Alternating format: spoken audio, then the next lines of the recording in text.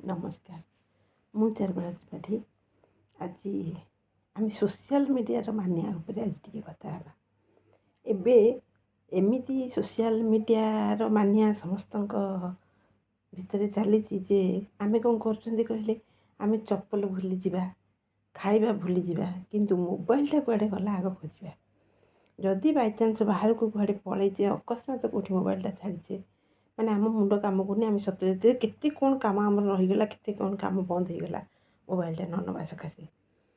ଠିକ୍ ଅଛି, ଯୁଗର ପରିବର୍ତ୍ତନ ସହିତ ଆମକୁ ତାଳ ଦେଇ ଚାଲିବାକୁ ପଡ଼ିବ, କିନ୍ତୁ ମୁଁ ଅନୁରୋଧ କରିବି ଆମେ ସୋସିଆଲ ମିଡ଼ିଆକୁ ୟୁଜ୍ କରିବା ସବୁ, କିନ୍ତୁ ସୋସିଆଲ ମିଡ଼ିଆକୁ ଆମେ ଖାଇବା, ଆମକୁ ସୋସିଆଲ ମିଡ଼ିଆ ନ ଖାଇଯାଉ।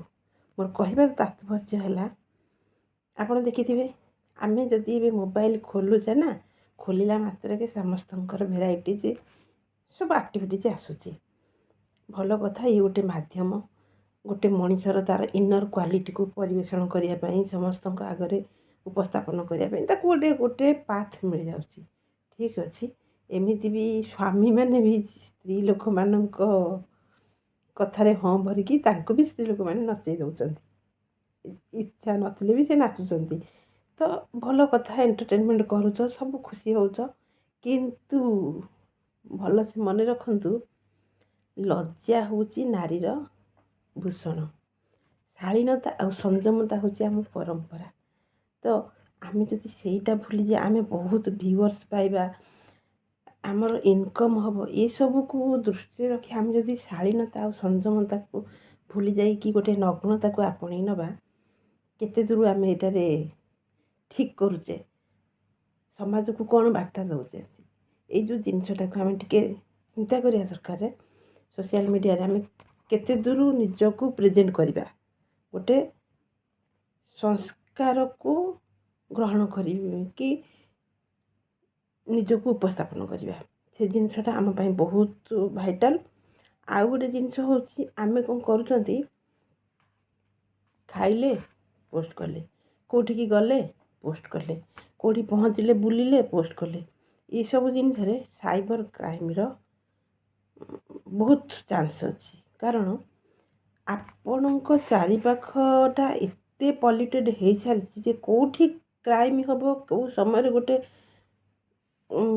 ସେ ଟାଇପ୍ର ଅପରାଧୀ ବୁଲୁଛି, କେଉଁ ଜାଗାରେ ଅଛି ଆପଣ କହିପାରିବେନି, କି ଆପଣଙ୍କର କିଏ ଶତ୍ରୁ ହେଇକି ଠିଆ ହେଇଛି ଆପଣ କହିପାରିବେନି। ତ ଏସବୁ ଜିନିଷରେ ତାକୁ ଅପଡ଼େଟ୍ ଖବର ମିଳିଲା, ତ ଆପଣଙ୍କ ସହିତ କ୍ରାଇମ୍ କରିବା ପାଇଁ ତାକୁ ଗୋଟେ ସୁଯୋଗ ମିଳିଗଲା।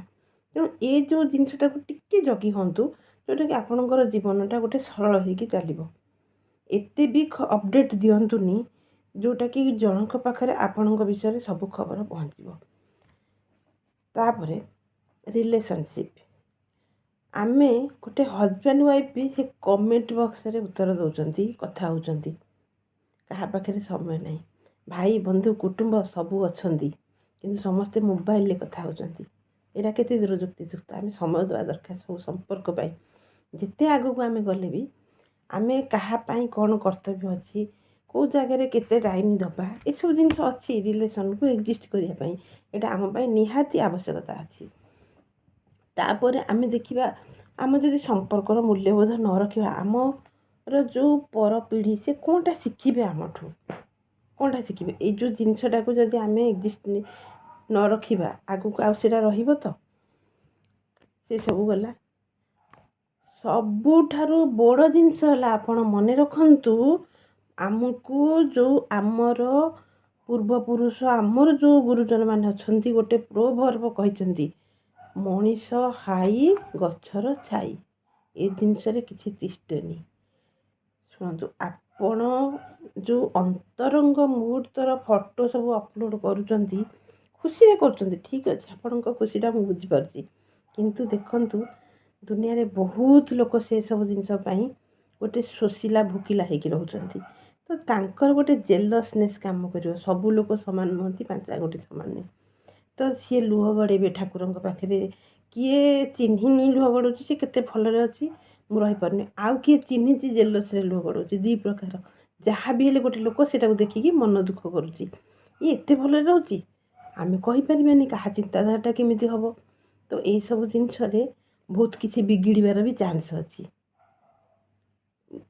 ନଜରିଆ ଏଟାକୁ ଟିକେ ଆପଣ ଧ୍ୟାନ ଦେବେ। ଏତେ ବି ଆପଣ ଏକ୍ସପୋଜ୍ ନିଜକୁ କରନ୍ତୁନି, ନିଜର ଇଣ୍ଟିମେଟ୍ ସମୟକୁ ଏକ୍ସପୋଜ୍ କରନ୍ତୁନି ଯେ କିଛି ଲୋକ ମନ ଦୁଃଖରେ ରହିବେ, କିଛି ଲୋକ ଜେଲସ୍ ଫିଲ୍ କରିବେ, ଏଗୁଡ଼ା କରନ୍ତୁନି।